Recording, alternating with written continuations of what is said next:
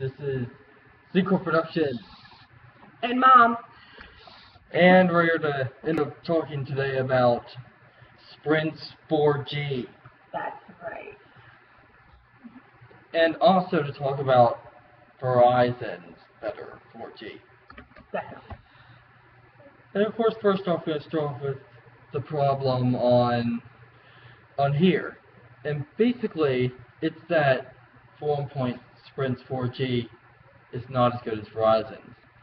And I know that all you out there that are on Sprint side are probably going to start complaining right now. But But we also have a Sprint in our family and we have Verizon in our fammy. So we have 7 phones and we have, most of them are Sprint actually. We only have a couple that are Verizon. I have Verizon and my husband has Sprint. And my son used to have Verizon and now he has Sprint because my husband got him a phone on his plan because he said that it was unlimited internet, where Verizon caps out, and that it was faster and that it was cheaper and all that hoopla, and that he needs to we should switch him over. So we did all the switching and everything. My 7-year-old, he's autistic and he loves electronics, and so he has his own phone, which is Sprint, and I have, of course, my Verizon. Well, the Sprint, they have this optimizer. So I have a jetpack, which is my Wi-Fi, which the whole family uses. And so here, Sprint says that they're unlimited and that you can stream videos all you want and that it's, great and it's fast. And then what happens is that my son will be trying to use Sprint and it's not going fast enough. So the phone kicks on my Wi-Fi like every freaking 10 minutes, constantly switching me from the Sprint network to my Verizon network. And so we had to go in, turn off the optimizer, find out how we could do that to keep them from using my Verizon on the Sprint network. And so we turned the optimizer off, but then we have the problem now to where it's like there's a problem with the network. There's a problem with the network. So now that I've turned off the Wi-Fi, my son's having a hard time being able to use Sprint's 3G, 4G to stream videos because the videos are buffering, they won't load. It says they're having a problem with the network. Now, don't get me wrong, sometimes it works just fine, but for the most part, it's constantly issues with this internet. And yes, I know that they're the only company that says that they are unlimited, but there's some serious loopholes to that unlimited. It is definitely not true. It's not like free, here you go, you can just watch anything you want. Oh God, it just is not like that. It's so frustrating, and their customer service sucks. But also, the connection optimizer, it's just that Sprint, whenever you turn on your phone for the first time, there will be a dialogue that looks like it came from an old version of Android, like Gingerbread. And then basically it almost lies to you. It tells you like it's going to gather information about your battery level and it's going to check your Wi-Fi networks and all that. But the only thing they seem to have programmed it to do is turn on your Wi-Fi. So whenever you hit I agree, you basically have just messed up your phone because now it's going to ignore anything you try to do, and it's going to turn on your Wi-Fi. In fact, as soon as you enable it, it turns on your Wi-Fi, like even if you turn the phone on. It's like it doesn't even give its own Sprint a chance to do it. It's just automatically trying to kick you on another network, and it's so frustrating because with Verizon they don't have the unlimited package, so I have to pay for. I capped it out. I've got the largest amount that I can get, which is 50 gigs. And what's happening is that I didn't know it, but these Sprint phones are switching over to my Wi-Fi so often that they're causing me $500, $600, $700 in overcharges a month until I found out that it was the Sprint phones that were connecting to my Verizon that was causing an overdraft. It was like, that's crazy. And it also could do it at any time. Even when you're not using your phone, as soon as you turn it on, it'll try to connect. And another thing, here's an easy way to test it out on your own phone. if you have a Sprint phone, go in and turn on the optimizer, but turn it off afterwards because it's really useless. And, of course, whenever you go to connect your phone to a charger, it turns on your Wi-Fi. Watch. In a few seconds, the Wi-Fi is going to turn on. Yeah, there it went. And now it's going to say connected to Jetpack.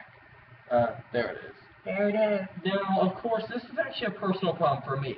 If I'm watching a YouTube video, I have it connected to a charger because sometimes videos will drain the battery. And an obvious problem here, though, is that whenever I'm watching the video, it will occasionally get disconnected for a split second, and that's long enough to make Sprint decide to reconnect it back to the Wi-Fi again.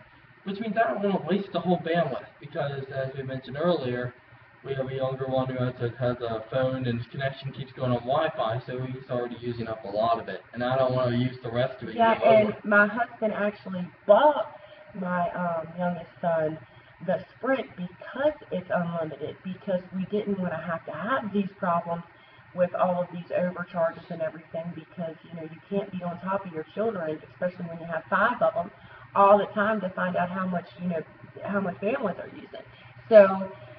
So we got the Sprints, you know, put them on the plan so that we wouldn't have to worry about that he could watch his videos whenever he wanted, you know, however long he wanted, and then here I get my Verizon bill, and now I'm the only one that's left on the plan because my husband talked me into getting everybody else's Sprint because it was a better plan, a better company, all this kind of stuff.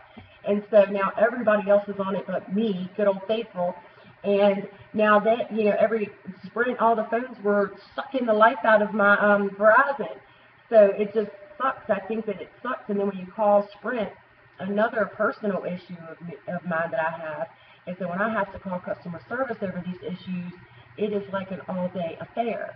You have to be on the line with them, and then they put you on the line with other people that sometimes cut you off, and if they don't cut you off, then you have to explain it over and over and over again.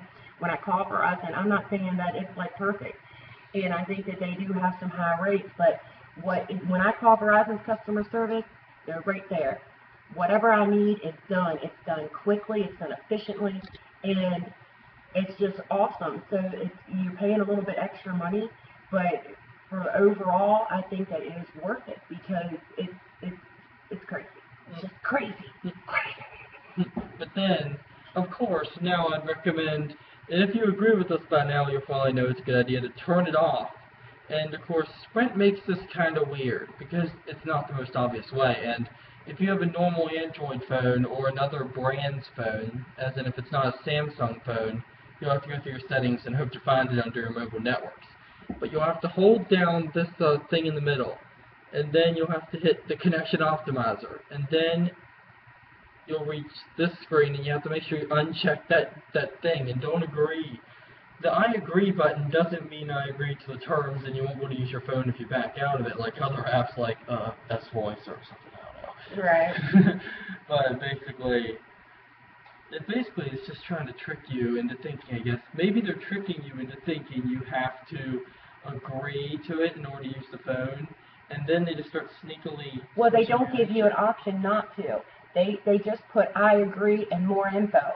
Like on the Galaxy Mega that Wyatt has, and when you go into the networks and you go in to try to go into the optimizer, you know how you just pick up the screen and it says I agree, and then on the other side it doesn't say no thanks or something like that. It just says more info to where you don't even have a block to where you can hit no. You have to actually go into the other info and uncheck it. Yep, or you can hit the back button. I thought that wasn't going to work. And then it does more info anyways. Like they really want you to hit it. Yeah. So Sprint's trying to lure you into this so you don't have to use their network. And even if you do use their network, they're kind of sneaky. For one point, if you try to use their network too much, then it's just going to slow down. It's almost like they're throttling your connection. And eventually, they'll just stop doing it, meaning that little 4G thing you're seeing at the very top, it'll just keep flashing its arrows at you every few seconds. Basically, if you're going to watch a video, then YouTube will just sit there and it'll basically keep showing its little loading thing, but it'll never get past that point because that 4G doesn't want to load the video. Of course, 3G is slower than 4G, but it's more reliable. Ooh. So you said, okay,